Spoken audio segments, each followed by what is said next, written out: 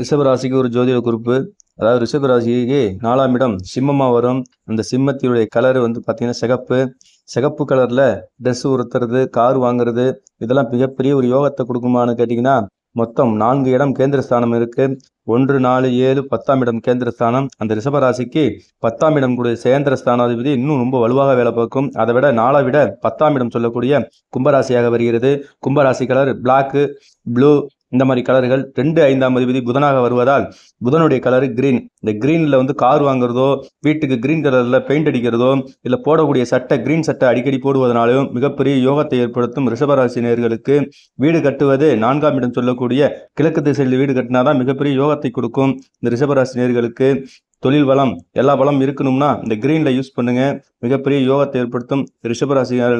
ரிஷபராசிக்காரர்கள் green வெண்பட்டு சொல்லக்கூடிய பட்டு துணிகள் அணிவது மிகப்பெரிய யோகத்தை கொடுக்கும் இந்த ரிஷபராசியர்களுக்கு. அதனால் இந்த ரிஷபராசி நேயர்கள் இந்த 4ஆம் இடம் சொல்லக்கூடிய சூரியன் வருவதால் சூரியன் கொடுக்கக்கூடிய சிகப்பு ட்ரெஸ், அதாவது அந்த சுக்கிரனுக்கு சூரியன் பகையா வருவதால் 4ஆம் இடம் வாசகால் வைத்துக் கொள்ளலாம். ஆனால் கலர் அடிப்பது, சட்டை போடுவதில் கொஞ்சம் சின்ன சட்ட சிக்கல்கள் இருக்கிறது. அதனால 1, 4, 7, 10ஆம் இடம் கேந்திரஸ்தானம் இருப்பதால் 10ஆம் ஊருடைய கேந்திரஸ்தானத்தை அவங்க யூஸ் பண்ணிக்கலாம். 10ஆம் இடம் கேந்திரஸ்தானம் ப்ளூ அண்டு பச்சை, இந்த நிறங்களில் நீங்கள் ட்ரெஸ் போடுங்க, உங்களுக்கு சூப்பராக இருக்கும். டெய்லி ட்ரெஸ்ஸு போடுவது இந்த கலரில் போடுங்க, உங்களுக்கு அற்புதமான நேரங்கள் ஓடிக்கொண்டு இருக்கிறது. அதனால் வீடு கட்டுவது கிரீன் இல்லைன்னா ப்ளூ அடிங்க வீட்டுக்கு, உங்களுக்கு அற்புதமாக இருக்கும். நன்றி, வணக்கம்.